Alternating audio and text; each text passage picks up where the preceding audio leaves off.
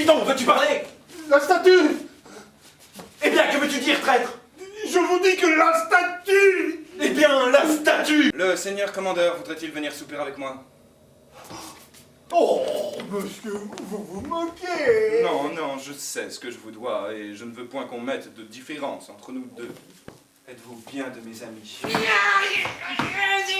Votre serviteur! Parbleu, je suis à vous de tout mon cœur. Vous m'en aurez trop! Il n'y a rien que je ne fisse pour vous. Parce que vous avez trop de bonté pour moi! Et cela, sans intérêt, je vous prie de le croire.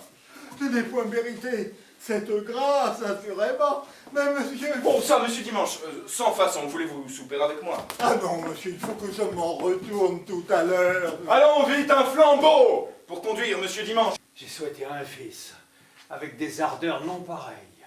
Je l'ai demandé sans relâche, avec des transports incroyables. Et ce fils que j'obtiens en fatiguant le ciel de vœux, est le chagrin et le supplice de cette vie même dont je croyais qu'il devait être la joie et la consolation. La naissance n'est rien, où la vertu n'est pas. Aussi, nous n'avons part à la gloire de nos ancêtres qu'autant que nous nous efforçons de leur ressembler. Apprenez enfin qu'un gentilhomme qui vit mal est un monstre dans la nature, que la vertu est le premier titre de noblesse. J'ai tort. Oui, monsieur, vous avez tort d'avoir souffert ce qu'il vous a dit et vous le deviez mettre dehors par les épaules. A-t-on jamais rien vu de plus impertinent? Un père venir faire des remontrances à son fils et lui dire de corriger ses actions, de se ressouvenir de sa naissance, de mener une vie d'honnête homme et sans autre sottise de pareille nature. Cela se peut-il souffrir à un homme comme vous qui savez comme il faut vivre? Le ciel a banni de mon âme toutes ces indignes ardeurs que je sentais pour vous. Tous ces transports tumultueux d'un attachement criminel, tous ces honteux emportements d'un amour terrestre et grossier. Et il n'a laissé dans mon cœur pour vous qu'une flamme épurée de tout le commerce des sens. Montre un peu. Parbleu, c'est une fluxion qui lui est tombée sur la joue. Vite une lancette pour percer cela. Le pauvre garçon n'en peut plus. Et cet abcès le pourrait étouffer. Attends. Voyez comme il était mûr.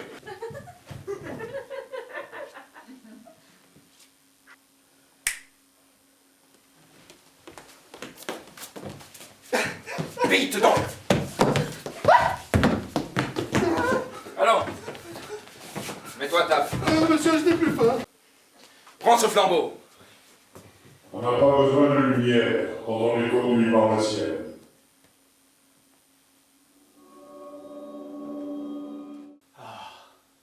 Mon fils, que la tendresse d'un père est aisément rappelée, et que les offenses d'un fils s'évanouissent vite au moindre mot de repentir.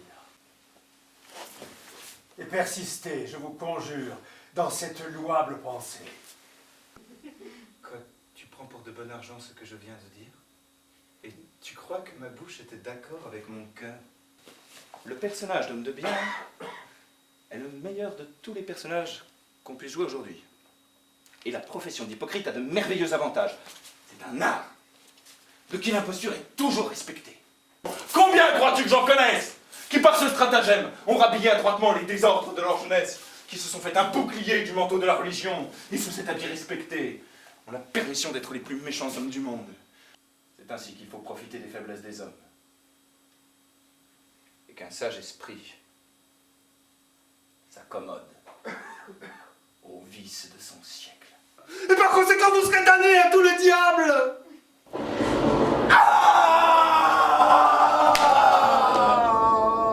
Oh, mes gages! Mes gages! Mes gages! Mes gages! Mes gages!